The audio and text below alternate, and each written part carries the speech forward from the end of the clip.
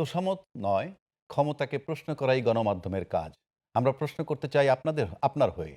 আমরা প্রশ্ন করতে চাই আপনার হয়ে, জানতে চাই আপনি যা জানতে চান। শুরু করছি গ্লোবাল টেলিভিশনের নিয়মিত আয়োজন প্রশ্নগুলো সহজ। এই অনুষ্ঠানে আমরা চলমান ঘটনার নানা তথ্য ও বক্তব্য তুলে ধরি। অতিথিদের কাছে জানতে চাই সেসব তথ্য ও বক্তব্যের প্রতিক্রিয়া ও বিশ্লেষণ। সঙ্গে আছি আমি অ্যাডভোকেট আবু হেনা রাজ্জাকী। আমাদের আজকের বিষয়, বিরোধী দল কি আওয়ামী লীগের মতো কথা বলছে? এ বিষয়ে আলোচনার জন্য স্টুডিওতে আছেন প্রধানমন্ত্রীর রাজনৈতিক সহকারী রাশেদ খান এবং এনসিপির যুগ্ম সদস্য সচিব এস এম সাইফ মুস্তাফিজ। স্বাগত আপনাদের। আজকে আমরা মূলত যে বিষয়টা আলোচনা করব সেটা হলো যে ফখরুল ইসলাম আলমগীর সাহেব সম্প্রতি কিছু কথা বলেছেন, মানে গতকালকে না আজকেই প্রেস ক্লাবে কিছু কথা বলেছেন এবং সেখানে অনেকগুলো কথা হয়েছে যে 91-96 সালে আওয়ামী লীগ যে ধরনের করতো, শান্তি থাকতে দিবে না সরকারকে, 5 বছর পর্যন্ত যেতে দিবে না, ঠিক এই ধরনের কথাবার্তাগুলো বলেছে। তো আমরা সেই বিষয়টাই আলোচনা করব। হ্যাঁ, তো এই আলোচনা শুরু করার আগে আমরা একটা প্রতিবেদন দেখে আসি।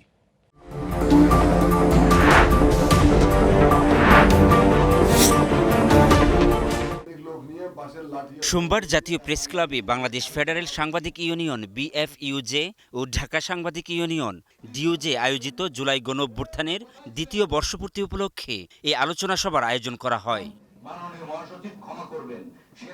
এ সময় তথ্য ও সম্প্রচার মন্ত্রী বলেন, এখনও রাজনৈতিক দলগুলোর মধ্যে রাজনীতিকে কৃত্রিমভাবে সংসদের বাইরে নিয়ে যাওয়ার প্রবণতা কাজ করছে। তার মতে, সংসদকে কার্যকর করা, রাজনৈতিক বিতর্ককে গণতান্ত্রিক সংস্কৃতির মধ্যে আবদ্ধ রাখা একমাত্র মানদণ্ড হওয়া উচিত। যেহেতু পার্লামেন্ট রাজপথের পাশাপাশি সবচেয়ে বড় যুদ্ধক্ষেত্রে পরিণত হয়েছে, সেখানেও যদি আমরা খুব সচেতনভাবে তদারক করি, নজর দিয়ে রাখি, তাহলে দেখতে পাবো সাধারণ মূল্যবোধ সংস্কৃতির যে মাত্রা তা অতিক্রম করে একটা অশ্লীলতা চর্চা করার কাজ চলছে। আর প্রধান অতিথির বক্তব্যে বিএনপি মহাসচিব ও স্থানীয় সরকার মন্ত্রী বলেন, সরকারে এসে জুলাইয়ের ঘোষণার প্রতিটি অংশ স্বাক্ষর করেছে বিএনপি। এরই মধ্যে কমিটি গঠন করা হয়েছে সংসদে। কিন্তু এখন যে ভাষায় বিরোধী দলের নেতারা কথা বলছেন, এভাবে কথা বলতেন শেখ হাসিনা। সরকারে এসে আমরা কিন্তু চেষ্টা করছি জুলাইয়ের ঘোষণার প্রতিটি অংশ অক্ষর আমরা যেগুলো স্বাক্ষর করেছি আমরা সেটা পালন করতে চাই। কিন্তু এখন যে ভাষায় আমাদের সম্মানিত বিরোধী দলের নেতারা কথা বলছেন, বাইরে 5 বছর করতে দেব না, এটা ভাষায় কথা বলতেন আপনারা আমাদের হাসিনা। বিরোধী দল সমালোচনা ও সরকারের ভুল ধরিয়ে দেবে, তবে সেটা সংসদে হলে গণতান্ত্রিক পরিবেশ ঠিক থাকে বলেও মনে করেন স্থানীয় সরকার মন্ত্রী। আলোচনা করে সিদ্ধান্ত নেই, কথা বলি কোন কোন জায়গায় আলোচনা আছে। আলাউদ্দিন আল আজাদ, গ্লোবাল টেলিভিশন, ঢাকা।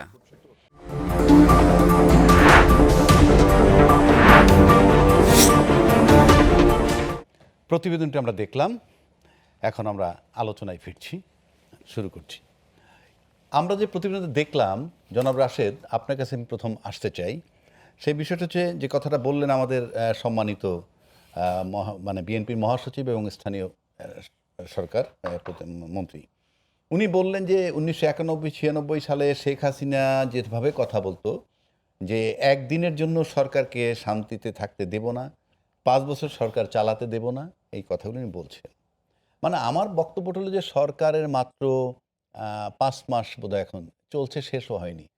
মানে ঠিক এই সময়ের মধ্যে এই ধরনের বক্তব্য দেওয়ার মতো পরিস্থিতি হলো কি না, হলে কিভাবে হলো, মানে এমন কি রোল এই বিরোধী দল বলতে আমাদের এখানে আলোচক হিসাবে বিরোধী দলের বলতে মোস্তাফিজ আছে এবং জামাতও বিরোধী দল, মানে এমন কি ঘটলো বা এমন কি বক্তব্য রাখলো যেটার থেকে ফখরুল ইসলাম সাহেব এই অভিযোগটা উত্থাপন করলেন?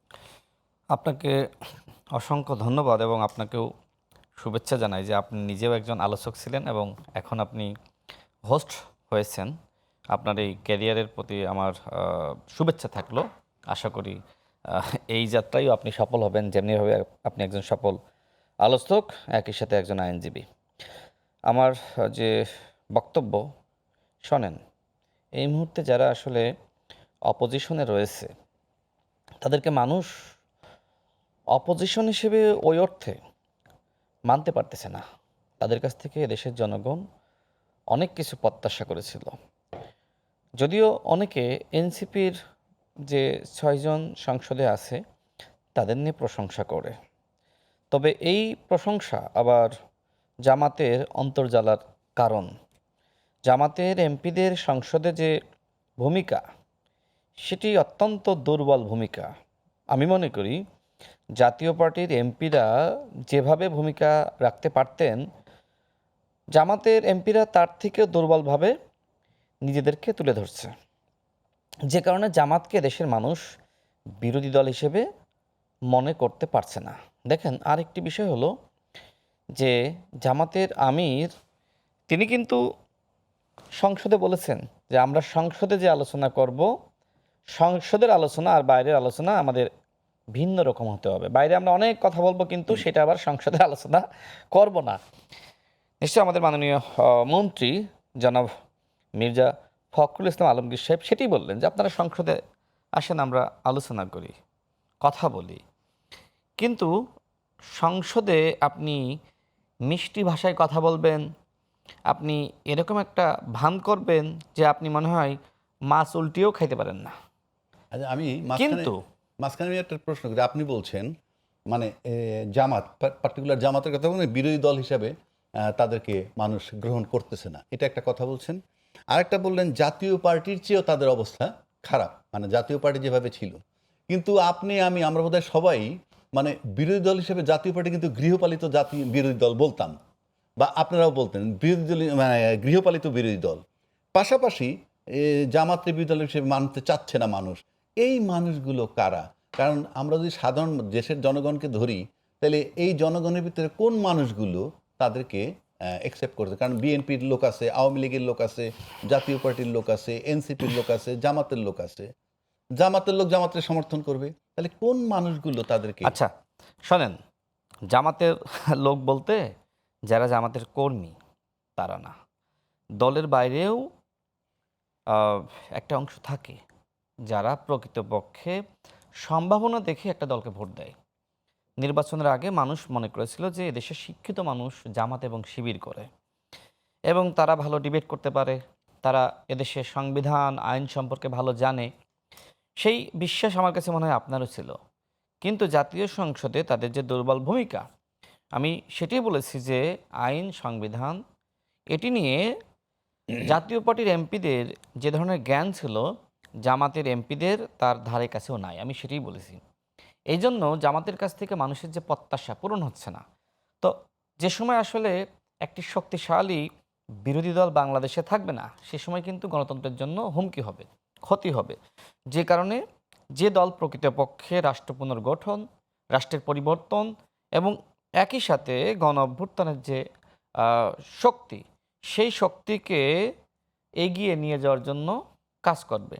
আমার কাছে মনে হয় এক্ষেত্রে এখনও পর্যন্ত আজ অবধি জামাত ইসলামের যে পারফরমেন্স, এটাকে আমি 10-এর মধ্যে আমি মানে 3-এর বেশি দিতে পারছি না। হ্যাঁ, এনসিপি ভালো করছে, আমি আগেই বলেছি যে এনসিপির এমপি তারা সংখ্যায় খুব কম, কিন্তু সংসদে তারা ভালো গুরুত্বপূর্ণ ভূমিকা রাখছে। ঠিক একইভাবে যদি জামাত ইসলাম রাখতে পারত, তাহলে এই বিরোধী দলকে মানুষ আওয়ামী লীগের বলা যায় যে ওই রকম একটি বিরোধী দল হিসেবে মনে করত। এখন আমাদের বিএনপি সংগ্রামী মহাসচিব যে কথা তিনি শুরুতে বলেছেন, আজকের এই আলোচনার বিষয়বস্তু যদি আরেকবার আমাকে স্মরণ করিয়ে দেন, আমি ভুল যদি না করি। হ্যাঁ, মানে বিরোধী নেতারা হাসিনার ভাষায় কথা বলছেন। তো আমি এটাই মনে ছিল, তারপরে আমি শিওর হলাম। দেখেন, শেখ হাসিনা যে ভাষায় মানে কথা বলতো, তাই না, এদেশের যারা অপোজিশনে ছিল বা যারা মজলুম ছিল তাদেরকে তিনি একদমই গুরুত্ব দিতেন না। ঠিক এই মুহূর্তে জামাত ইসলাম তারা ইতিহাসের সবথেকে বেশি তারা আসন পেয়েছে। এই বিরোধী দল হওয়ার পরেই তারা সরকারি দলের সাথে জুলুম শুরু করেছে এবং রাষ্ট্র পুনর্গঠনের পথে অন্যতম বাধা হয়ে দাঁড়িয়েছে। তারা তুচ্ছ তাচ্ছিল্য করা, নানানভাবে হুমকি দেওয়া, এমনকি সর্বশেষ তারা নিজেদেরকে জুলাই গণঅভ্যুত্থানের মাস্টার মাইন্ড হিসেবে দাবি করছে। নিশ্চয়ই আপনি শুনেছেন যে সর্বশেষ তারা যে প্রোগ্রাম করলো সেখানে জামাতের একজন এমপি শফিকুল ইসলাম মাসুদ সাহেব তিনি বলেছেন যে জামাত এবং শিবির জুলাই গণ অভ্যুত্থানের মাস্টার মাইন্ড। আমি জানি না আমাদের এনসিপির যারা নেতৃবৃন্দ আছে তারা এই বক্তব্য শুনেছে কিনা, অবশ্যই শোনার কথা, কিন্তু তাদের মুখ থেকে কোনো প্রতিবাদ আমরা শুনি নাই।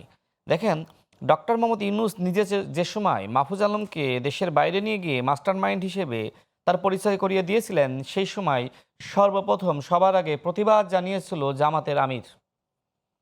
তিনি বলেছিলেন যে কোনো ব্যক্তিকে মাস্টার মাইন্ড হিসেবে পরিচয় করিয়ে দেওয়া মানে অন্যদের অবদানকে খাটো করা। সেই জামাত আজকে ডক্টর মোহাম্মদ ইউনূসের পথেই তো হাঁটছে।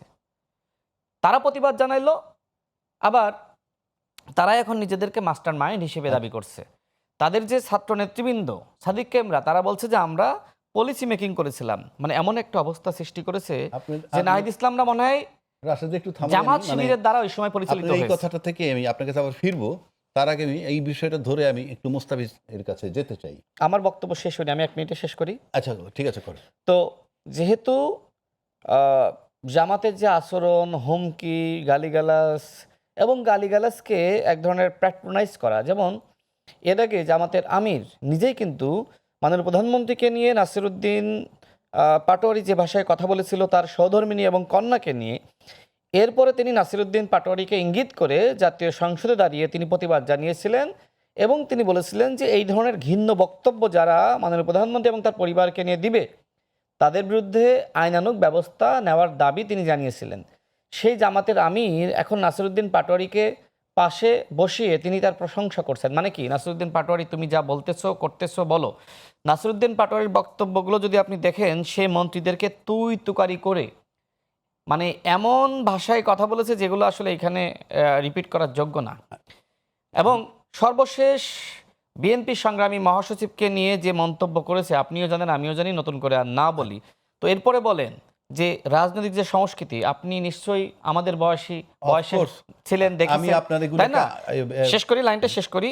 আর এখনকার যে সংস্কৃতি, আমার কাছে মনে হয় যে গণ অভ্যুত্থানের পরে আমাদের রাজনৈতিক সংস্কৃতি যেভাবে উন্নত হওয়া দরকার ছিল, বরং আমরা লক্ষ্য করছি বিপরীত অ্যাঙ্গেলে বরং আরও খারাপ হয়েছে। আমাদের ভাষা, আমাদের আচরণ, আমাদের হুমকি, আমাদের অসহযোগিতা, আমাদের নগ্নতা, সেটা আওয়ামী লীগকেও অনেক সময় হার মানাচ্ছে। কারো কারো ভাষা, কারো কারো বাক্য, কারো কারো হুমকি।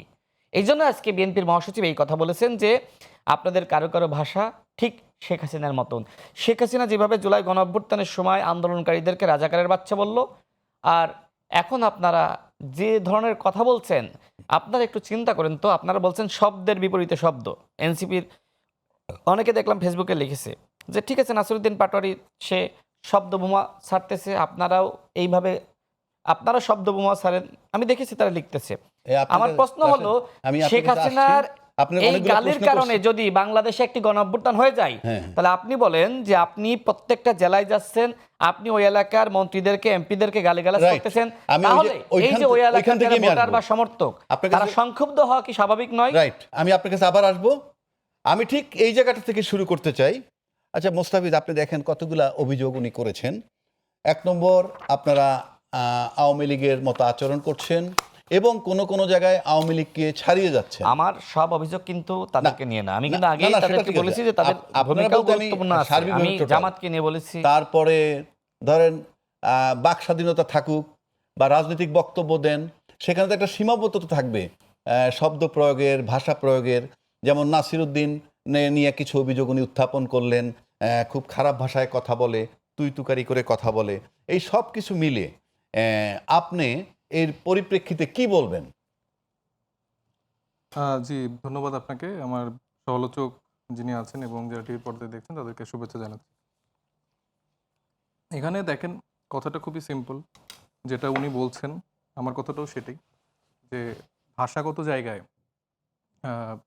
আমার সমালোচক রাশেদ নতুন একটা দায়িত্বশীল পদে দায়িত্ব পেয়েছেন, সেজন্য তাকে আমি শুভেচ্ছা জানাচ্ছি। কিন্তু জুলাইয়ের সময় বা তার আগে তিনি একটা রাজনৈতিক দলের গুরুত্বপূর্ণ পদে ছিলেন।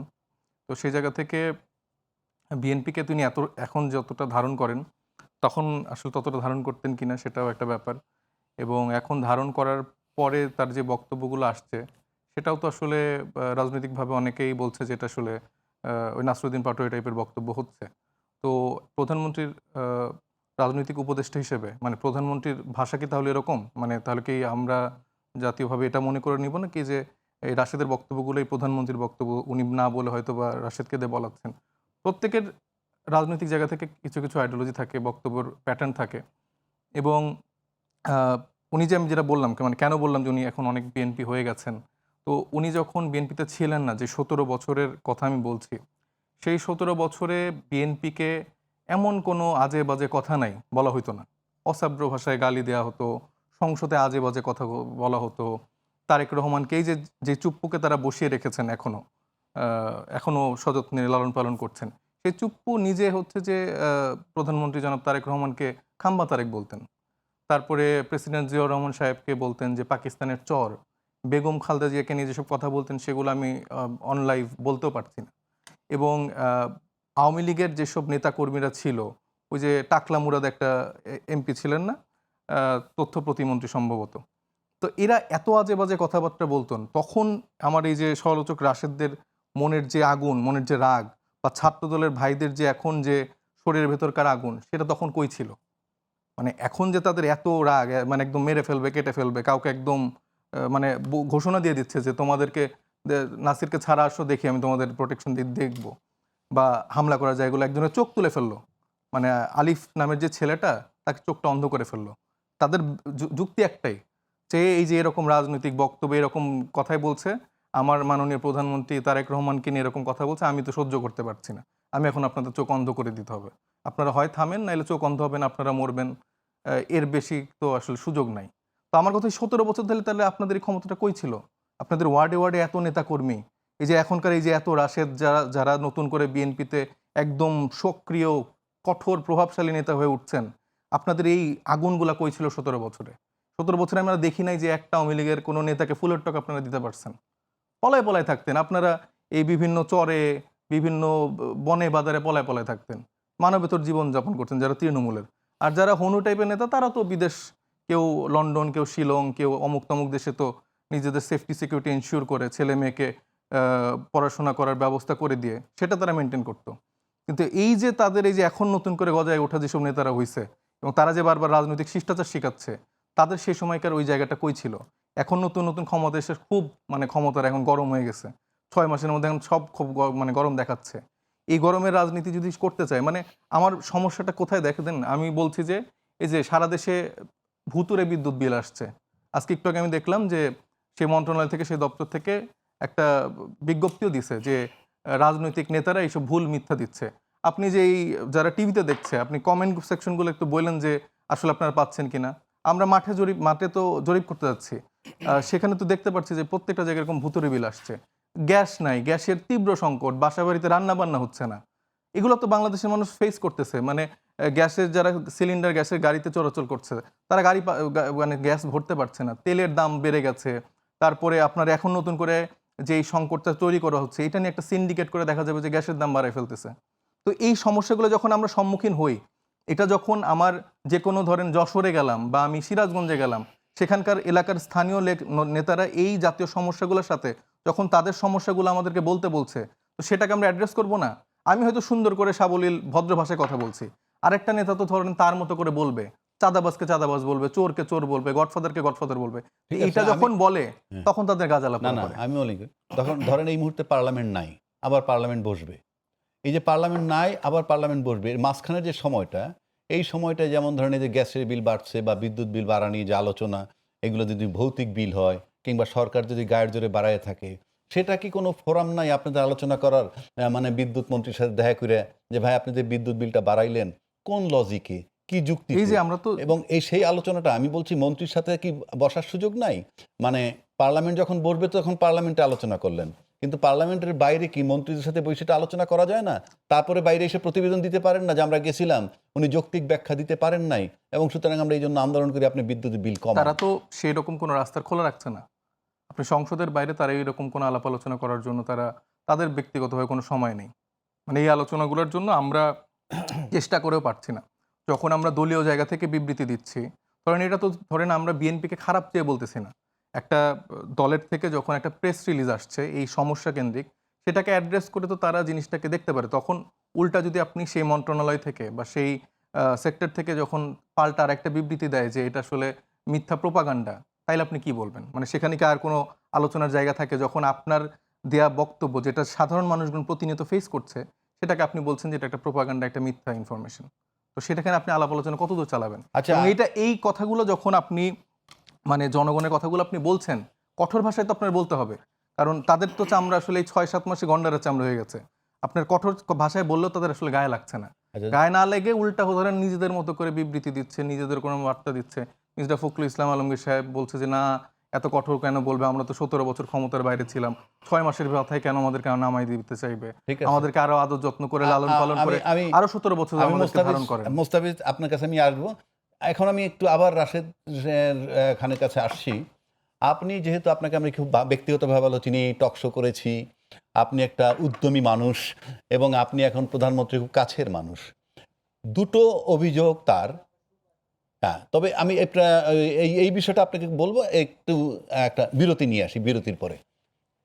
দর্শক, নিচ্ছে একটা বিরতি, থাকবেন আমাদের সাথেই।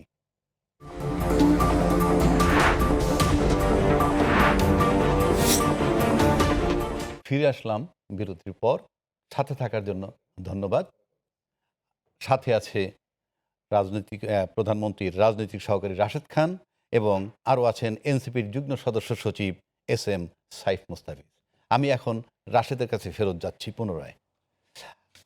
বিরতির আগে মুস্তাফিজ বলতেছিলেন কতগুলা বিষয়, 3টা বিষয় আমি উপস্থাপন করব, আপনি ধাপে ধাপে। আচ্ছা, আমার মনে হয় আমি তার কথাগুলো নোট করেছি, আমি বলি। তারপর আমি একটু বলে দিই, সুবিধা হবে। 17 বছর কোথায় ছিলেন, এর অর্থটা দাঁড়ায় যে পাওয়ারে যাওয়ার পর প্রশাসন পেলেই ক্ষমতাধর হয় কিনা। 2, নাসিরুদ্দিনের যে গালাগালির কথাটা বললো, এই নাসিরুদ্দিনের যদি গালাগালি হয়ে থাকে, কোনো আইনি বিধান আছে কিনা তার বিরুদ্ধে অ্যাকশন নেয়ার, যদি আইনি বিধান থাকে নেওয়া হচ্ছে না কেন।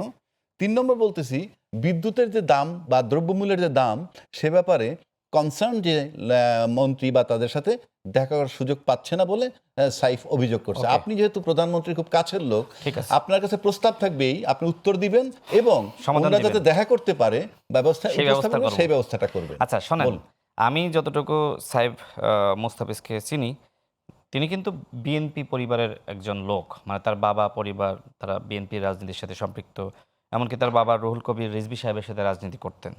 এখন তিনি বিএনপি করতে চাননি, তিনি এখন এনসিপি করতেছেন। এখন তিনি প্রশ্ন তুলেছেন যে 17 বছর আসলে কোথায় ছিল, লুকিয়ে পালিয়ে লন্ডনে শ্রীলঙ্গে নানান কথাবার্তা বলেছে। আমার কথা, আপনি কোথায় ছিলেন? আপনি 2018 সালে আমাদের সাথে কোটা সংস্কার আন্দোলন করেছিলেন, তারপরে কিন্তু হাসিনার বিরুদ্ধে বাংলাদেশে যে আন্দোলন হয়েছে আপনাকে আমরা দেখি নাই। আপনি যদি আমাদের সাথে থাকতেন তাহলে আপনার মতন আপনাকে দেখে আরও 10 জন অনুপ্রাণিত হতো, তাই না? তখন কিন্তু সংখ্যাটা বাড়তো। আমি এই কথাগুলো বলতাম না, যেহেতু তিনি আমাকে দিয়ে শুরু করেছেন। সুতরাং সেটার কাউন্টার হিসেবে আমি তার কাছে প্রশ্ন করলাম যে 17 বছর আপনি কোথায় ছিলেন? আপনি যদি আমি শেষ করি না, বলেছি যে 17 বছরের আপনাদের এই হিটটা কই ছিল যখন আপনাদেরকে আমি সেই উত্তর দিব। আমি আপনার কথাগুলো, আপনি যদি 17 বছর বিএনপিতে ছিলেন না, আমি আপনার কথাগুলো নোট করেছি, আপনাকে অনুরোধ করব নোট করেন। হ্যাঁ, 17 বছর বিএনপি রাজপথে ছিল বলেই আন্দোলনের ধারাবাহিকতা বাংলাদেশে ছিল। দেখেন, অনেকে বিএনপির সংগ্রামী সিনিয়র যুগ্ম মহাসচিব রুহুল কবির রিজভী সাহেবকে নিয়ে অনেকে সমালোচনা করে যে তিনি মাত্র 10-15 জন কর্মী নিয়ে বিএনপির পল্টন কার্যালয়ের সামনে তিনি বসে আছেন শীতের মধ্যে চাদর মুড়ি দিয়ে। এটা একটা প্রতীকী, মানুষকে সাহস জুগিয়েছে যে রুহুল কবির রিজভী সাহেব এইভাবে আছেন, আমরা কেন নাই। কিন্তু যারা নিজেদেরকে গণঅভ্যুত্থানের মাস্টার মাইন্ড হিসেবে দাবি করছে, তাদের কার্যালয়ে একটা তালা ঝুলছিল। এত মাস্টার মাইন্ড, এত সাহসী একজন তো যায় নাই, তাই না? তো সমালোচনা করলে তো অনেক কিছু করা যায়। ধান খেতে, পাট খেতে ঘুমাতে হয়েছে। আপনি একদিন ঘুমাইছেন? কারণ আপনি প্রতিবাদটা করেন নাই। আপনি ঘরে বসে খাইছেন, গার্লফ্রেন্ডে ঘুরছেন, আনন্দ করছেন, ফুর্তি করছেন। আর ছাত্রদল যুবদলের ছেলেরা, তারা কেউ গুম হয়েছে, খুন হয়েছে, নখ তুলে নিয়েছে। এই যে আপনার আমাদের রাকিব সাহেব গণঅভ্যুত্থানের সময় দেখেন নাই তার হাতে কিভাবে পুড়ে গেছে, সম্ভবত তিনি ওইখান থেকে সম্ভবত আমি এটা জানি না, বাট আপনি দেখেছেন যে পোড়া দাগ কী পরিমাণ তিনি আঘাতপ্রাপ্ত হয়েছেন, তাই না? এরপরে আপনার ছাত্রদলের আরেকজন নেতা আমান সাহেব, আমি তাকে দেখেছিলাম যে সময় তাকে আসলে সেই আপনার 28 অক্টোবরের পরে গ্রেপ্তার করে তার নখগুলো তুলে নিয়েছিল। আমি নিজে সেই কাঁচা নখে হাত দিয়েছিলাম জামিনের পরে। তো অসংখ্য মানুষ সেই ইলিয়াস আলী সাহেবকে গুম করেছে, কত মানুষকে গুম করেছে, আয়না ঘরে রেখেছে, তাই না? জুলাই গণ অভ্যুত্থানের সময় আপনাকে খেয়াল রাখতে হবে, আবু সাইদ রংপুরে যেমনিভাবে শহীদ হয়েছে, চট্টগ্রামের ছাত্রদলের নেতা শহীদ হয়েছে ওয়াসিম। আপনার কতজন শহীদ হয়েছে এই সংখ্যাটা আমি বলতাম না, কতজন শহীদ হয়েছে আপনি যেভাবে আজকে হুমকি দিতেছেন, ধামকি দিতেছেন। আজকে জুলাই গণ অভ্যুত্থানের ইতিহাসগুলো বিশ্লেষণ করেন, প্রত্যেকটা ইতিহাসে আপনি ছাত্রদল, যুবদল, বিএনপির নাম খুঁজে পাবেন। গণ অধিকার পরিষদ, ছাত্র অধিকার পরিষদ, যারা বিএনপির সাথে যুগপৎ আন্দোলনে, তারাই তো সংস্কারের দফাগুলো আগে দিয়েছে। আমাকে শেষ করতে দিন প্লিজ, তার কথাগুলো আমি উত্তর দিই, তারপর আপনি প্রশ্ন করেন। না, আমার সিকোয়েন্স নষ্ট হবে, আমার সিকোয়েন্স নষ্ট হবে, আমার কথা শেষ করি, আমার সিকোয়েন্স নষ্ট হবে। আমি শেষ করার পরে আপনি দয়া করে প্রশ্ন করবেন। আপনাকে প্রশ্ন করব আমি। হ্যাঁ, আমি সিকোয়েন্সটা শেষ করি না, আমার সিকোয়েন্স নষ্ট হবে। আমার কথা হলো, কাউকে কটাক্ষ করতে নেই। গণ অভ্যুত্থানে আপনারও ভূমিকা আছে, আমারও আছে, তাই না? সবাই তো গণ অভ্যুত্থানের শক্তি। আপনি যে সময় শুরুটা করলেন যে এক ফেসিবাদকে হটিয়ে আর এক ফেসিবাদকে ক্ষমতায় আনবো না, বিএনপির সাথে আপনি 1 থেকে 6 সরকারে ছিলেন না, তখন বিএনপি চাঁদাবাদ ছিল না, বিএনপি ফেসিবাদ ছিল না, ভাগ পাইছিলেন, এই জন্য চুপ ছিলেন, তাই তো? এরপরে আপনি একদম গণ অভ্যুত্থানের সময় পর্যন্ত বিএনপির সাথে আপনি আন্দোলনটা করেন নাই, করছেন তো নাকি? এমনকি আপনি নিজে, আপনি 12 দলীয় জোটের ইফতার প্রোগ্রামে জামাতের আমির বলেছিল যে সুদূর লন্ডনে বসে জনাব তারেক রহমান আমাদের এই যুগপৎ আন্দোলনের নেতৃত্ব দিচ্ছেন, বলছিলেন না? বলছিলেন তো যে আমাদের নেতা, বলছিলেন না? শুনছেন তো ভিডিও আপনি? তো আপনি হঠাৎ করে কি হলো, গণ অভ্যুত্থানের পরে বিএনপি আপনার চোখে খারাপ হয়ে গেল। আর আওয়ামী লীগ কি এমন মানে ভালো আপনার সাথে করলো, আপনি আওয়ামী লীগকে সাধারণ ক্ষমা ঘোষণা করলেন? তো এগুলো তো নির্মম সত্য, তাই না? আচ্ছা, তিনি আজকে যে কথাগুলো বলছেন আমাকে নিয়ে, যে আপনি ওই সময় বিএনপিকে কতটা ধারণ করেছেন, এখন কেন এতটা ধারণ করছেন? আমি বিএনপি করে ধারণ করব, আপনি যেভাবে এনসিপি করেন, এনসিপিকে ধারণ করেন, তাই না? আপনি তো আপনার পরিবার যে দল করে সেই দলে আপনি যান নাই। সুতরাং আপনি যে দল করতেছেন, ধারণ করতেছেন, আমি যে দল করতেছি আমাকেও ধারণ করতে হচ্ছে। আর জামাতের আমির নিজেই তো জাসদ ছাত্রলীগের নেতা ছিল। জাসদ ছাত্রলীগের নেতা যদি জামাতের আমির হইতে পারে, যেখানে গণ অধিকার পরিষদ বিএনপির সাথে যুগপৎ আন্দোলন ছিল, সেখানে রাশেদ খান কেন বিএনপি করতে পারবে না? নুরুল হক, নূর হাসান আল মামুন সহ তাদের শীর্ষ নেতৃবৃন্দের সাথে আলোচনার ভিত্তিতে আমি বিএনপিতে যোগদান করেছি, আমি তো কোনো অপরাধ করি নাই। কিন্তু আপনাদের সাথে যে সকল নেতারা গণ অধিকার পরিষদ, ছাত্র অধিকার পরিষদ একসময় করতো, শুধুমাত্র লোভের কারণে যে আপনাদের সাথে গেলে থানা থেকে চাঁদাবাজদেরকে সারিয়ে আনা যাবে, কমিশন পাওয়া যাবে, বন্দরের উপদেষ্টা হওয়া যাবে, বিভিন্ন মিনিস্ট্রির ছাত্র উপদেষ্টা হওয়া যাবে, তাই না? ওই যে এপিএস এর কেলেঙ্কারি করা যাবে, মালপানি কামানো যাবে, তাই না? তো এই ধান্দার জন্য তো আপনাদের সাথে গিয়েছিল। কি নতুন বন্দোবস্ত? আপনি সাহেব মুস্তাফিজ নিজেই জামাতের একজন, শেষ করতে হবে এটা, আপনি সাহেব মুস্তাফিজ নিজে জামাতের একজন কট্টর সমালোচক। এই লাইনটা 1 মিনিট শেষ করুন, এইটা তো শেষ করতে হবে। 1 মিনিট টাইম দেন, ওই সময় আমি কিন্তু সময় পাচ্ছি না। আমি প্রথমে অনেক বললাম জামাতের একজন কট্টর সমালোচক ছিলেন, কিন্তু পরবর্তীতে জামাতের কাছ থেকে আসন ভাগ পেয়ে আপনি তো জামাতের হয়ে ইলেকশন করেছেন। এইটাই কি নতুন বন্দোবস্ত? জামাত যেখানে সারা বাংলাদেশে বন্দোবস্তের রাজনীতি করে, আর আপনাদের রাজনীতি ছিল নতুন বন্দোবস্ত। জামাতের সাথে গেলে নাকি আপনাদের পাপ হবে, জামাতের নেতৃত্বকে মানুষ গ্রহণ করবে না। কি এমন হলো, কি জাদু করলো যে আপনারা জামাতের নেতৃত্ব গ্রহণ করলেন? ভাই আচ্ছা, আমি বলি,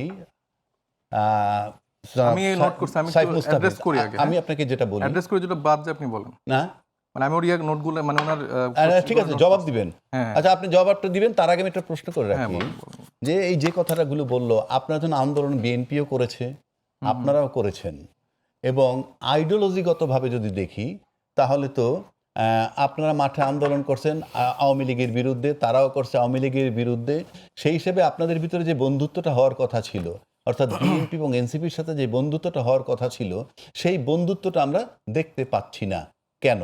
এখন আপনি এর উত্তর দিবেন, তার সাথে রাশেদের বক্তব্য যদি কিছু বলার থাকে বলেন। কারণ হচ্ছে ওই যে জুলাইয়ের যে আকাঙ্ক্ষা, যে পরিবর্তনগুলা ফ্যাসিবাদ কাঠামোর জন্য দরকার ছিল, সেটা আমরা সে জায়গাটা স্টিক আছি, তারা নাই। তারা ওই আগের সিস্টেমটাই ফিরে আনতে চায়, ওইটার মধ্যেই পাওয়ারটা এনজয় করতে চায়, স্ট্রাকচারটা এনজয় করতে চায়। এটা হচ্ছে মূল দূরত্বর জায়গাটা। দেখেন, আমার সমালোচক রাশেদ খান, উনি হচ্ছেন, মানে উনি প্রধানমন্ত্রীর রাজনৈতিক উপদেষ্টা হিসেবে ওনার আইকিউ লেভেলটা আসলে কতটুকু, আসলে এটা আসলে জনগণ বিবেচনা করবেন। কারণ আমার প্রথমার্ধে আমি আসলে কি কথা বলেছি, কি প্রশ্নের জায়গাটা রেখেছি, উনি কি বুঝেছেন আমি আসলে বুঝলাম না। এখানে কিন্তু আমি একবারও বলিনি যে 17 বছর ধরে বিএনপির কোনো ত্যাগ তিতিক্ষা রাজনৈতিক কোনো জায়গা নেই, এটা কিন্তু আমি বলিনি। আমি বলেছিলাম সেটা যেটা প্রেক্ষিতে রাজনৈতিক ভাষা নাসরুদ্দিন পাট, আপনি আমাকে প্রশ্ন করেছেন যে নাসরুদ্দিনদের পাটকুরারি ভাষা বা এটার জন্য আসলে এই যে এখন যে হামলা মামলা হচ্ছে বা এই যে আমাদের আলিফের চোখ উঠে গেল, এটা কি ঠিক হচ্ছে কিনা? ওনাদের যুক্তি এটা যে এই রাজনৈতিক বক্তব্যের কারণে। আমার কথাটা এটাই ছিল যে আপনারা এখন এই রাজনৈতিক সমালোচনাগুলো নিতে পারছেন না, আপনারা শরীরের গরম দেখিয়ে প্রতিপক্ষকে হামলা করছেন, ভিন্ন মতকে দমন করছেন। ঠিক 17 বছরে আপনাদের এই শরীরের গরম, এই রাগ, এই এগ্রেশনটা কোথায় ছিল যখন আপনাদের বিএনপির রাজনৈতিক দলকে নিয়ে প্রধানমন্ত্রীকে বর্তমান প্রধানমন্ত্রী তারেক রহমানকে নিয়ে, বেগম খালেদা জিয়া, শহীদ প্রেসিডেন্ট জিয়াউর রহমান, ওনাদেরকে নিয়ে এত আজে বাজে নোংরা আঘাত করা হতো, তখন এই মানে আপনাদের এগ্রেশনটা কই ছিল? সেটার জবাবে উনার ব্যাখ্যাটা শুনলে বোঝা যাবে আসলে প্রধানমন্ত্রী পেস মানে রাজনৈতিক উপদেষ্টা আমি তো বলতে চেয়েছিলাম তিনি তো আপনাকে তারপরে দিচ্ছেন। পরবর্তীতে উনি ইতিহাস নিয়ে অনেক কথা বলছেন। দেখেন রাজনৈতিক ইতিহাস এগুলা, আজকে একটা মির্জা ফখরুল ইসলাম আলমগীরের আপনি একটা প্রথম আলোতে সাক্ষাৎকার দেখবেন, সেখানে অনেক ব্যাখ্যাই উনি দিয়ে ফেলেছেন যেটা নিয়ে ওনারা এতদিন ধরে বড়াই করতেন। প্রথমেই মানে শুরুতেই প্রথম অর্ধেই দেখা গেছে যে রাজনৈতিক দলগুলোর মধ্যে যে ওই যে সেনাপ্রধানের বাসায় যে যাওয়া, সেনা দপ্তরে যে যাওয়া, সেটা মির্জা ফখরুল ইসলাম আলমগীর কিন্তু তখন চলে গিয়েছিলেন। একটা পাওয়ার নেগোসিয়েশনের জায়গায় কিন্তু ছাত্রদেরকেও ডাকা হয়েছিল। এখানে উনি স্টেটমেন্ট দিয়েছিলেন, উনি প্রথম আলোতে আজকে স্টেটমেন্টও দিয়েছেন যে ছাত্ররা সেখানে আসেনি। ছাত্ররা এই পাওয়ারের অংশীদার ভাগাভাগি করছেন। ছাত্ররা জাতীয় সরকার গঠনের কথা বলেছিল, কিন্তু বিএনপি সেখানেও না করে দিয়ে এসেছিল যে জাতীয় সরকার গঠন করা হবে না, এবং ইন্টিম গভর্নমেন্টের ফরম্যাট, কারা কারা থাকবে, সেখানে কারা কারা কি হবে, সেটার একটা জাতীয় দলিল উনি আজকে তার এই যে সাক্ষাৎকার সেখানে উনি দিয়ে ফেলেছেন। তো এই জায়গা থেকে এতদিন তারা দাবি করতো যে ছাত্ররা সব লোক বসাইছে, ইন্টিম গভর্নমেন্ট বসাইছে, কেন জাতীয় সরকার করলো না, কেন চুপ্পুর কাছে শপথ নিল, এই সব কিছুর কেনর উত্তর বিএনপি যে ডে ওয়ান থেকে বাংলাদেশের মানুষের সাথে প্রতারণা করছে, এটা আজকে মির্জা ফখরুল ইসলাম আলমগীরের সাক্ষাৎকারের উত্তরে পেয়ে যাবেন। এবং অভ্যুত্থানে কার কি অবদান, এইগুলা নিয়ে যদি এখন রাশেদ খান আলাপ আলোচনা করতে যায়, তাহলে আমরা অনেক পুরানো আলোচনা করতে পারি। এই 18-19-এর যেসব কোটা সংস্কার, তারপরে আমাদের যেই রোড সেফটির যে মুভমেন্ট, এগুলোতে তাদের ভূমিকাও কিন্তু অনেক প্রশ্নবিদ্ধ। অনেক অভিযোগ আছে টাকা খেয়ে হচ্ছে যে তারা আমাদের সাথে বিট্রে করছে, তাদের সাথে আমরা অনেকে ছিলাম না কেন, এরকম অনেকগুলো এলিগেশন ছিল। গণ অধিকার পরিষদটা ভেঙে টুকরো টুকরো হয়ে যাওয়া বা তাদের সাথে একটা কোয়ালিটি ফোর্স না থাকার রিজন কিন্তু এটা যে তারা অলওয়েজ এই পাওয়ারের সাথে নেগোসিয়েশন করছে, তারা অমুকের টাকা খাইছে, তারা তমুকের সাথে নেগোসিয়েশন করছে। এবং এই যে জুলাই গণঅভ্যুত্থানে রাশেদ খান তার একটা কোনো ডকুমেন্ট দেখাক যে সে আছে, এখানে তার দলের যে প্রধান ছিলেন নুরুল হক নূর, তিনি নিজে হচ্ছে স্টেটমেন্ট দিছেন যে এই রাশেদ হচ্ছে যে এখানে জুলাই গণঅভ্যুত্থানে কোথাও ছিলেন না। তারপর তাদের আরেকজন, তাদের ছাত্র অধিকার পরিষদের আরেকজন ছিলেন জাবের মাহমুদ, উনি বলেছেন যে তার সাথে মানে নুরুল হক নূর গ্রেফতার হওয়ার পরে তার সাথে কোনো রকম যোগাযোগ করা যেত না, 22 তারিখের পরে বহুবার কল করেও তাকে পাওয়া যায়নি।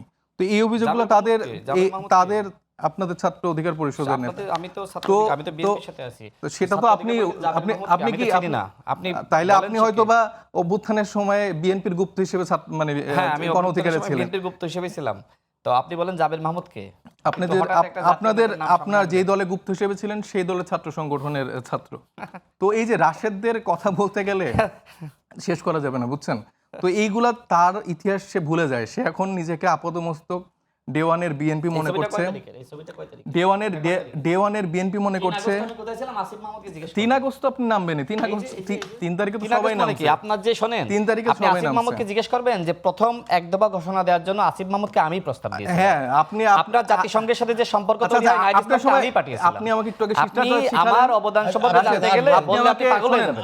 আপনি আমাকে আপনি নাহিদকে জিজ্ঞেস করবেন। আপনি আমাকে শিষ্টাচার শিখালেন যে আপনার সময় কথা না বলতে। আপনি কেন কথা বলছেন তাহলে?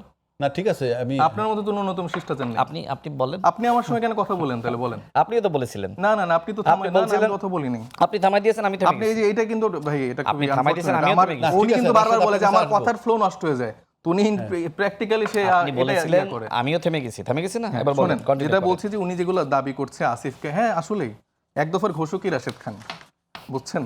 রাশেদ খানই নাহিদ ইসলামকে বলছে, বিভিন্ন সময় উনি বলে না এই যে এরকম একটা বডি ল্যাঙ্গুয়েজ করতো কে, ওই যে গোলাম রব্বানী নুরুল হক নূরকে বলতো এই তুমি তো আমার ছোট ভাই, এটা উনি এই রাশেদ খানও বারবার বলে এই আসিফ আমার কর্মী ছিল, অমুক আমার কর্মী ছিল। এইভাবে সে বুঝায় যে আমার অভ্যুত্থানে সব এরা আমার বাচ্চা কাচ্চা, এবং আমাকে হচ্ছে সালাউদ্দিন আহমেদ ওহি দিতেন শ্রীলং থেকে, আমি সেগুলা এখানে নাজিল করে আমি আমার অভ্যুত্থানটা চালাইছি। এই ক্রেডিটবাজি করে করে করে আজকে তিনি একটা পদ পাইছেন, এবং এই পদ দিয়ে এখন যা না তা মিথ্যা প্রোপাগান্ডা সে কন্টিনিউয়াসলি চালায় যাচ্ছে। একটা প্রধানমন্ত্রীর রাজনৈতিক উপদেষ্টার কথাবার্তা যদি এরকম হয়, প্রধানমন্ত্রীর লেভেল বাংলাদেশের মানুষ এখন চায়ের স্টলে আলোচনা করে যে আমাদের এই প্রধানমন্ত্রীর লেভেলটা কোন দিকে। আচ্ছা, সাইফুল আরেকটা বিষয় আমি উল্লেখ করি, দেখেন আরেকটা আলোচনা এখন আসছে যে এক দফার ঘোষণা নিয়ে। এক দফার ঘোষক অনেকে হয়ে গেছে এখন। আমি দেখলাম যে সালাউদ্দিন আহমেদ একদিন বলতেছেন যে মানে তারেক রহমান সাহেব অনেক আগে এটা দিছেন 17 বা 18 তারিখে, তারপরে উনিও কোনোভাবে হয়তো শিলং থেকে রাশেদের মাধ্যমে পাঠাইছেন, এটা আমাদের মাধ্যমে হয়তো বা 3 তারিখে আমরা দিছি। তারপরে আনু মোহাম্মদ 2 তারিখে এরকম দ্রোহযাত্রার মধ্য দিয়ে দিছে। তারপরে সলিমুল্লাহ খানও এরকম বলছে। তারপরে বদরুদ্দিন উমর উনি তো আরও আগে থেকে বলতেছে। তো এই যে স্টেটমেন্টগুলো কালেকটিভলি আমিও দিছি, বুঝছেন। ঘটনা হচ্ছে বাংলাদেশের মানুষ 17 বছর ধরে, আপনার আমার মতো অনেক মানুষই এই এক দফার ঘোষণা দিয়ে আসছে যে শেখ হাসিনার পতন হইতে হবে। তারপরে সালাউদ্দিন আহমেদ থেকে শুরু করে বিএনপির জায়গা থেকে আমি একটু শেষ করি, রাজনৈতিক দলগুলো রাজনৈতিক দলগুলো কিন্তু বারবার বলছে যে এক দফার ঘোষণা, বিএনপির পতন হইতে হবে, সরি আওয়ামী লীগের পতন হইতে হবে, শেখ হাসিনার পতন হইতে হবে। কিন্তু আলটিমেটলি যে ছেলেটা নাহিদ ইসলাম ঘোষণা দিছে তার উপরই কিন্তু সবকিছু বর্তাইছে। তার ঘোষণা শুনেই সারা বাংলাদেশের মানুষ রাজপথে নামছে। তার ঘোষণা শুনেই এই শেখ হাসিনা এখন দিল্লিতে পলায়ন করে আছে। এবং আপনার সাথে আমার একটা টকশোতে মনে কথা হয়েছিল, সেখানে আপনিও বলছিলেন যে শেখ হাসিনা ফিরলে কাকে হত্যা করতে চাইবে, কাকে মারতে চাইবে, সেটা হচ্ছে নাহিদ ইসলাম। তো যে এখন যে আন্দোলন নিয়ে এত কারাকারি, এটা বাদ দিয়ে আসলে এই ইতিহাসগুলোকে বিকৃত করার সুযোগ নাই। আপনারা বর্তমানে, আমি যেটা বলতে চাচ্ছি, ওনাকে যেটা বলতে চাচ্ছি, বিএনপির ভাইতে বলছি, বর্তমানে যে সমস্যাগুলা, এই আন্দোলন নিয়ে মারামারি না করে এই যে বিদ্যুৎ নাই, তেল নাই, এর দাম বেশি, ওটার দাম বেশি, এটা নিয়ে আলোচনাটা সাইফ মুস্তাফিজ, আমি আপনার কাছে ফিরবো আলোচনায়, তার আগে আমি এটা বিরতি থেকে ঘুরে আসি। দর্শক, নিচ্ছি আরেকটা বিরতির পরে ফিরে আসবো আবার এই আলোচনায়, সঙ্গে থাকুন।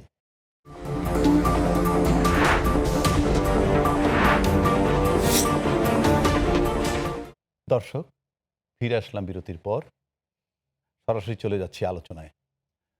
স্বাগত জানাচ্ছি আপনাদের দুজনকে আবার, রাশেদ এবং মুস্তাফিজ, দুজনই আমার প্রিয় মানুষ।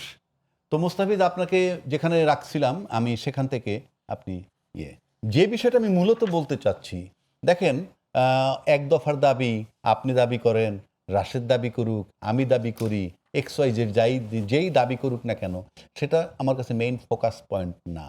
ফোকাল পয়েন্টটা হলো এই যে আপনাদের সাথে এখন বিরোধটা কোথায় হলো, কারণ দুইজনই তো ঐক্যমত্যে ছিলেন শেখ হাসিনার রিমুভালের জন্যে। সেখানে আপনাদের এই বিরোধটা কেন হলো?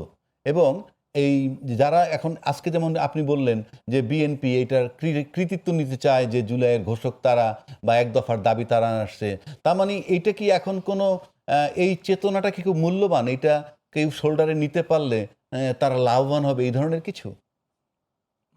মানে এই জুলাই চেতনার, যে জুলাই আন্দোলনের কৃতিত্বটা নিতে পারলে? আমি ইতিহাসের জায়গা থেকে বললাম, আবার আজকের 3 তারিখ এই জন্য এটা স্মরণ করলাম। আজকে নাহিদ ইসলাম এটা বলেছেন যে জুলাইয়ের প্রকৃত ঘোষক হচ্ছে যে এই আহত নিহত পরিবারের সদস্যরা, সাধারণ জনগণরা। আমরা এইভাবেই আসলে দেখতে চাই, কিন্তু আমরা মানে এগুলো বলতে আসলে আমাদের মনে হয় যে এগুলো বারবার ঘাটাঘাটি করা, নোংরামি করা, বা ইতিহাসকে নিয়ে যত আমি এখন চর্চা করব তত কিন্তু আমরা এখন পিছিয়ে যাব। কারণ আমাদের মেইন জায়গাটা ছিল যে জুলাইয়ের স্পিরিটটাকে ধারণ করে বর্তমানে আমরা যতগুলো রাজনৈতিক দল আছি, সরকারে যারা আছে, বিরোধী দলে যারা আছে, সবাই মিলে বাংলাদেশের জন্য কি কি করা যায়, কি কি সমস্যা হচ্ছে, সেটার আলোকে কি কি সমাধান করা যেতে পারে, এটা সবাই মিলে সবার অংশীদারিত্ব নিয়ে। তো সেটা না করে তো আমরা আসলে দেখতে পাচ্ছি যে ঠিক আগের ফরম্যাটে একটা হরিলুটের একটা আয়োজন মানে শুরু হয়ে গেছে। আপনি যদি মনে করে থাকেন, সেখানে আপনি দেখবেন যে আমাদের যে মীর শাহ আলমের ব্যাপারে কতগুলো রিপোর্ট আসলো, যেই নিউজগুলো থেকে রিপোর্ট হলো, সেখানে চ্যানেলগুলো থেকে সেই নিউজ বট অ্যাটাক করে বিভিন্ন হুমকি ধামকিতে নামিয়ে দেওয়া হলো। আমার তাদের সেসব চ্যানেলের দায়িত্বশীল যারা ছিল তাদের সাথে আমি নিজে ব্যক্তিগতভাবে ফোন করে বলেছি। একটা চ্যানেল বলেছে তাদেরকে এমন জায়গা থেকে ফোন দিয়েছে, ফোনে বলা হয়েছে যে আমরা এই ব্যাপারটা মনে রাখবো, তারপর তারা সরাতে বাধ্য হয়েছে। তার পরবর্তীতে আরেকটা চ্যানেলে, সেই চ্যানেলটার নাম উল্লেখ করে চ্যানেল 1, সেখানে এরকম অনেকগুলো রিপোর্ট হয়েছে, সেখানে বট অ্যাটাক করে নামিয়ে দিয়ে ফেলা হয়েছে। এবং সেই ইনফরমেশনগুলো যে মিথ্যা হয়, সরকার থেকে তাহলে সঠিক ইনফরমেশনগুলো দিয়ে আমাদের কাছে, জনগণের কাছে দিক। সেই ইনফরমেশনগুলো তো মিথ্যা না, সেখানে তো তাদের দলীয় যেই লোকজন আছে তাদেরকে টেন্ডার দেওয়া হচ্ছে। মীর শাহ আলমের নিজের ছেলের যে নামে যে এখন কোম্পানি, সেই কোম্পানিতে 70% কাজ সেটা বগুড়া কেন্দ্রিক করে দেওয়া হচ্ছে। এবং এই লোকটাকে নিয়ে তার দল একটা মানে কোনো রকম মানে কিছু স্টেপ নেয়নি এখন পর্যন্ত। এবং সে দেখা যাচ্ছে যে বারবার বসে বসে নিজেদের মতো করে বারবার বগুড়া কেন্দ্রিক কথা বলছে, যে বগুড়াতে এটা হলে ভাই কী সমস্যা রে, ভাই কী সমস্যা রে, এরকম অনেক কথাবার্তা বলছে। এবং রাশেদ আরেকটা কথা বললো যে পারিবারিক একটা ব্যাপার। হ্যাঁ ঠিক আছে, আমার পরিবারের জায়গা থেকে আমার পরিবারের জায়গা তার বিএনপি আইডিওলজি ধারণ করতে, এবং আমি ছোট থেকে বড় হয়ে আমি দেখেছি যে বিএনপি আসলে রাজনৈতিকভাবে কখনো এরকম করে সফল হতে পারেনি, এবং আমার বিএনপির সাথে যুক্ত না হওয়ার রিজন এইটাই, তাদের আদর্শিক জায়গায় আমি ধারণ করি না। আমার জায়গা থেকে আমি মনে করেছি যে আমি নতুন একটা আইডিওলজি, যেটা এনসিপি তরুণদের নিয়ে যে রাজনীতিটা করতে চেয়েছে, নতুন রাজনৈতিক বন্দোবস্ত যে চিন্তা করেছে, সেটার সাথে আমি অ্যালাইন করি। এবং রাশেদ সারাদিন যে জামাতকে নিয়ে এত কথাবার্তা বলে, দায়িত্বশীল শিবিরের প্রেসিডেন্ট আমাকে একজন আরেকদিন বললেন যে তিনি যে শিবিরের সদস্য ছিলেন। তো এই যে এই সখ্যতা প্রেমগুলো, আমাদের এরকম কোনো ব্যাকগ্রাউন্ড নেই যে আমি ছাত্র দল বা অন্য কোনো রাজনৈতিক দলের সাথে যুক্ত ছিলাম। আচ্ছা, আমি আবার আপনার কাছে আসবো, তার আগে আমি রাশিদের কাছে যাচ্ছি যে আচ্ছা, রাশিদ খান কয়েকটা কথা বলছেন আপনার আলোচনা এর আগের পর্বে। আপনি বলছেন রাকিবের উপরে নির্যাতন হয়েছে, ইলিয়াস হোসেন গুম হয়েছে, ইভেন আমাদের স্বরাষ্ট্রমন্ত্রী যিনি তিনিও গুম ছিলেন। আচ্ছা, মানে সেই দৃষ্টিকোণ থেকে যদি বলি, যখন সুযোগ আসলো পার্লামেন্ট অধ্যাদেশগুলো পাশ করার, সবার আগে তো অগ্রাধিকার দেওয়া উচিত ছিল এই গুম অধ্যাদেশটাকে। আচ্ছা, সেটা আপনারা কেন আমি দিলেন শুরু না? করি। শোনেন, এটা তো উনি ভুক্তভোগী সবাই।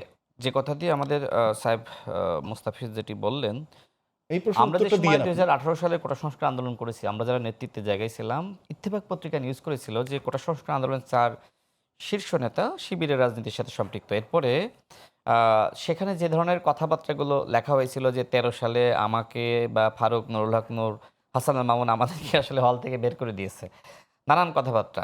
তো যখন এই ধরনের বক্তব্য আসলো ইত্তেফাকে, তখন কিন্তু আমরা সবাই প্রতিবাদ জানিয়েছিলাম, এবং ইত্তেফাক পরবর্তীতে দুঃখ প্রকাশ করে এবং তাদের সেই সংবাদ তারা প্রত্যাহার করে। পরের দিন আবার সেই দুঃখ প্রকাশ তারা প্রিন্টেও দেয়, তাই না? তো ওই বিষয়গুলো ওই সময় সমাধান হয়ে গেছে। এমনকি আমি একটানা 15 দিন রিমান্ডের নির্যাতনের শিকার হয়েছি। ওই সময় শেখ হাসিনার সময়ও কি এটা প্রমাণ দেখাতে পেরেছে? পারে নাই। সুতরাং এখন ওইগুলো বলে আমাকে ঘায়েল করা, শেখ হাসিনাকে তো মাদার বলে তো আমরা দেখেছি যে হ্যাঁ, আপনি কথা মাদার বলছেন। বহু ফাদার বলা হয়েছে, আপনি বলছেন না, বহু মাদার ফাদার বলা হয়েছে। আমি শেষ করি, সেটা বলতেন কেন? আমি শেষ করি। আপনি আমাকে তো অ্যালাউ আপনি করেন তো নাই। আমাকে ইয়ে করছেন। আমি শেষ করি, সেটাই তো এই তাহলে আপনি মাদার কেন বলতেন? আমি শেষ করি। এটা বলেন, একটু উত্তর দেন। হ্যাঁ, আমি মাদার কেন বলেছি বলবো তো। আপনার আরেকটা মজার তথ্য আছে, সবাই আপনার সহকর্মীরা বলে যে সহকর্মীরা তো রাশেদ আপনাদের- হচ্ছে মিডিয়া দেখলে সবার আগে চলে যায়, আর আর রাশেদ- পুলিশ আর রাশেদ আচ্ছা, শেষ আমি করুন। পুলিশ দেখলে সবার না না, পিছনে ভাগে। মুস্তাফিজ আচ্ছা, আপনি ঠিক আছে। বললেন, রাশেদ শোনেন, শেষ করুন। আমি আপনাকে আগেই বলেছিলাম যে সাহেব মুস্তাফিজ তিনি মন্ত্রীদের নামটা এমনভাবে তিনি উচ্চারণ করেন, মনে হয় যে তার ভাই হয়, ছোট ভাই, এমনভাবে বলেন। আমি তাকে একটা পরামর্শ দিব যে আপনি যে সময় টকশোতে আসবেন সমালোচনা করেন, আপত্তি নাই, কিন্তু মানুষের সাথে কথা বলতে গেলে একটু ফর্মাল ল্যাঙ্গুয়েজটা ব্যবহার করবেন। এটা আমার পরামর্শ, আপনি চিন্তা করবেন। কারণ আপনি আচ্ছা, আমি আন্তরিকভাবে স্বরাষ্ট্রমন্ত্রী দুঃখিত। জনাব সালাউদ্দিন আহমেদকে আপনি সালাউদ্দিন প্রধানমন্ত্রী ডাকেন। রাজনৈতিক উপদেষ্টা Please, রাশেদ খান, আমি আন্তরিকভাবে আপনি দুঃখিত আপনার নাম ধরে বলার জন্য। আপনি বললেন। মির্জা ফখরুল ইসলাম আলমগীর সাহেবকে আপনি মানে তার নামটা ধরে উচ্চারণ করেন, না, এগুলো আমি ঠিক না। আপনার কাছে Please, ফর্মালি ওনার কাছে দুঃখ প্রকাশ আপনি করছি যে অবশ্যই টকশোতে আমি আপনি এখন থেকে ফর্মাল ওনাকে ল্যাঙ্গুয়েজে মানুষের প্রধানমন্ত্রী নামটা রাজনৈতিক বলবেন। উপদেষ্টা রাশেদ আপনি খান বলে আমাকে না, এটা সবার ক্ষেত্রে। না, আপনি sorry, যদি ভুল এইটা হয়ে না গেছে শেখেন, আপনি কি রাজনীতি করবেন? আপনি আপনি- বলেন নতুন বন্দোবস্তের রাজনীতি, এটা কি আপনার নতুন বন্দোবস্তের আমার রাজনীতি? ভুল হয়ে গেছে, যে আমি- স্বরাষ্ট্রমন্ত্রী জনাব সালাউদ্দিন আহমেদকে আপনি সালাউদ্দিন বলবেন, এটা কি আপনার নতুন বন্দোবস্তের রাজনীতি? আচ্ছা, শেষ করি আমার বক্তব্য। আমার মন চাইলে আমি অবশ্যই বলবো। জুলাইয়ের স্পিড কি এইটা যে থানা থেকে চাঁদাবাজদেরকে হান্নান মাসুদ এমপি সাহেব তিনি সারিয়ে আনবেন? জুলাইয়ের স্পিড কি এইটা যে আওয়ামী লীগের বাসায়, আওয়ামী লীগের এমপির বাসায় গিয়ে সমন্বয়ক পরিচয়ে চাঁদাবাজি করবে? এখনো কেউ কেউ জেলে আছে যারা নাহিদের খুব ঘনিষ্ঠ ছিল। আচ্ছা, জুলাইয়ের স্পিড কি এইটা যে আসিফ মাহমুদের বিরুদ্ধে এত এত অভিযোগ? জুলাইয়ের স্পিড কি এইটা যে আসিফ মাহমুদের এপিএস দুর্নীতি করবে? জুলাইয়ের স্পিড এইটা যে বাংলাদেশের সরকারের ছাত্র উপদেষ্টা থেকে কাউকে না জানিয়ে বেসরকারি সফরে আপনি দুবাই চলে যাবেন? দুবাই কেন গিয়েছিলেন? কি রাখতে গিয়েছিলেন? জুলাইয়ের স্পিড কি এইটা? সেগুলো বলেন, কি রাখতে শেষ গেছেন? করি। জুলাইয়ের স্পিড কি এইটা যে আপনি তদবির বাণিজ্য করবেন? জুলাইয়ের স্পিড কি এইটা যে আপনি এনসিটিভি কেলেঙ্কারির সাথে জড়াবেন? জুলাইয়ের স্পিড কি এইটা যে আপনি ডিসি নিয়োগের কেলেঙ্কারির সাথে জড়াবেন? এরকম কত কত কেলেঙ্কারি আছে ভাই। এই 18 মাসের কেলেঙ্কারি বলতে গেলে আমি তো আর কথাই বলতে পারবো না। শোনেন, সবকিছু উন্নয়ন বগুড়া কেন্দ্রিক করা হয়নি, যেটি এর আগে জনাব মীর শাহ আলম তিনি টকশোতে আমরা একটা বিরতিতে যাব, আমি আপনার কাছেই ফিরবো আবার। আমি 1 মিনিটে শেষ করবো না, নাকি? বিরতিতে যাব। আগে বিরতিতে যান, তারপরে একটু ফিরবো আপনার কাছে আবার। দর্শক, সময় হলো আরেকটা ছোট্ট বিরতি নেবার, ততক্ষণ আমাদের সাথে থাকুন।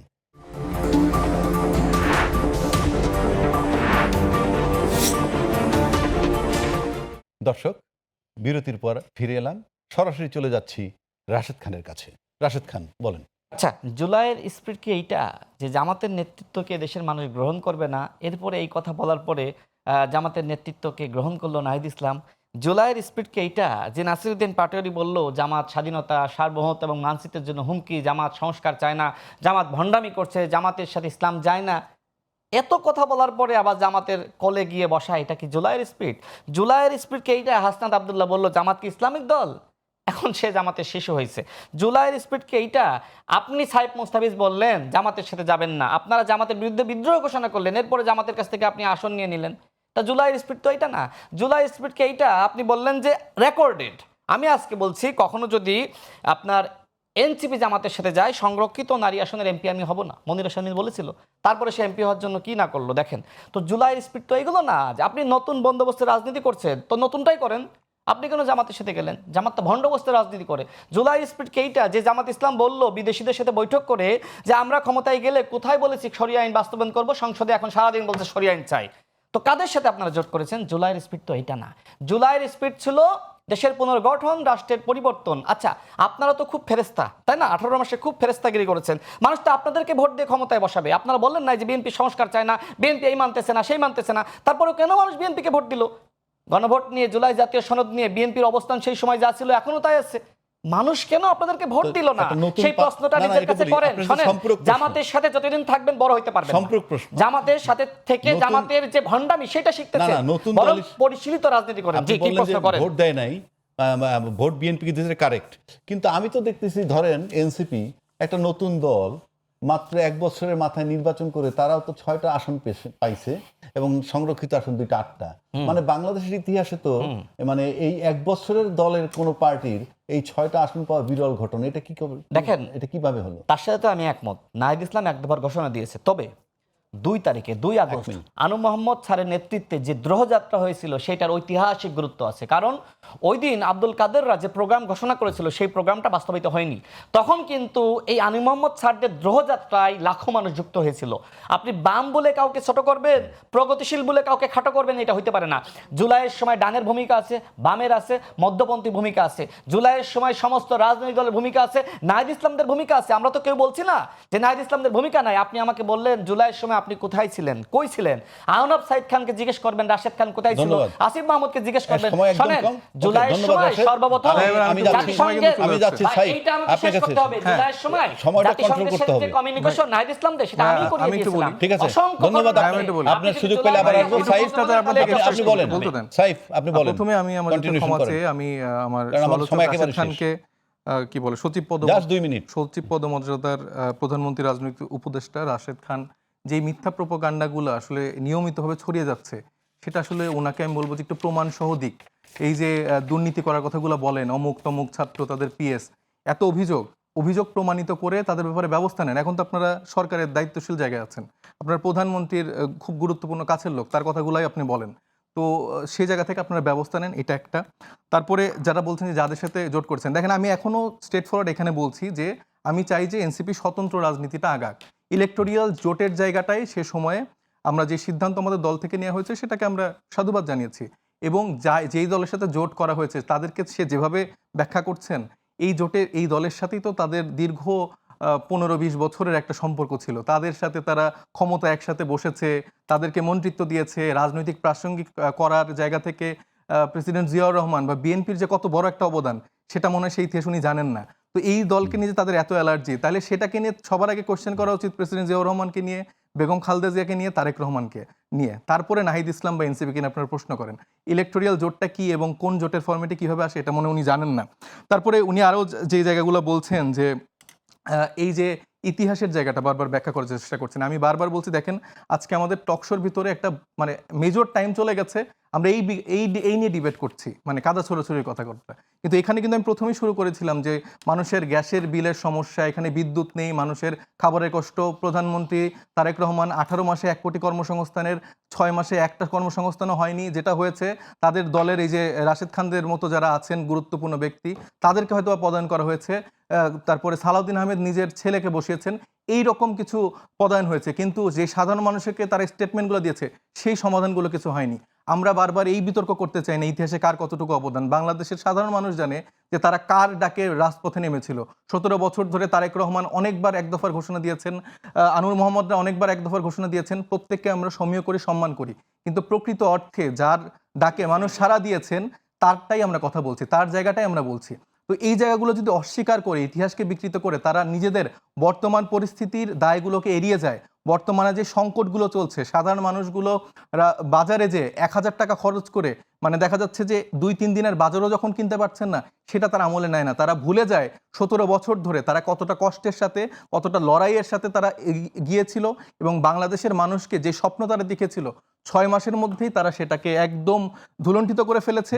গণভোটের যে গণরায়, সে বারবার বলছে যে বাংলাদেশের মানুষ যে তাদেরকে ম্যান্ডেট দিয়ে এনেছে, সেই জায়গায় যে প্রধান যে ম্যান্ডেটের জায়গাটা ছিল যে গণভোটের গণরায়, সেটাকে তারা উড়িয়ে দিয়েছে। তো এত প্রতারণার পরও রাশেদ খানরা যে এত বীরত্বে এই কথাগুলোকে বারবার বলে যায়, সেটা আসলে বাংলাদেশের জন্য খুবই আনফরচুনেট। আপনার কাছে যাচ্ছি, আপনি একদম সংক্ষিপ্ত 30 সেকেন্ডের মধ্যে শেষ করবেন। জুলাইয়ের সময় তো কোটি কোটি মানুষ রাজপথে ছিল, আপনারা তো 36 জুলাই পদযাত্রা করলেন, সেই কোটি কোটি মানুষ কেন আপনাদের আহ্বানে নেমে এসে বিএনপির পতন ঘটাইতেছে না? একবার কি মনের মধ্যে প্রশ্ন জাগে না? আমার কথা স্পষ্ট, জুলাইয়ে আমি বলছি না নাহিদ ইসলামের ভূমিকা না, আমি তো আগেই বলেছি, কিন্তু আপনি যে আমার তারেক রহমান সাহেবকে নিয়ে মায়া হচ্ছে যে তার রাজনৈতিক উপদেষ্টার আইকিউ লেভেল একদম সংক্ষেপে লো, হাতে সময় একেবারে বলতেছে যে জুলাই পদযাত্রা করে আমরা নাকি মানুষকে নামাইতে যাচ্ছি। আমরা শেষ করতে বাধ্য হচ্ছি। মানুষের অধিকার তারেক রহমান, ধন্যবাদ রাশিদ খান, আপনি এই ব্যাপারটি আমি বলতে বলতে পারেন কাকে আপনি ধন্যবাদ এবং আমরা প্রত্যাশা করি এই অভিযোগগুলো নিয়ে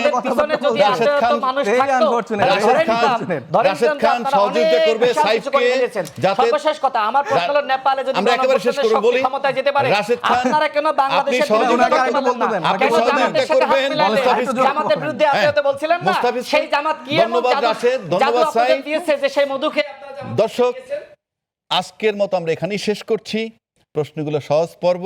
অনুষ্ঠানটি পুনঃপ্রচার হবে আগামীকাল সকাল 7টায়, আবার ঠিক কাল রাত 9টায় আমরা এখানে হাজির হব অন্য কোনো অতিথি নিয়ে। ততক্ষণ আমাদের জন্য অপেক্ষা করুন। ধন্যবাদ সকলকে, সবাই থাকুন। ধন্যবাদ সকলকে।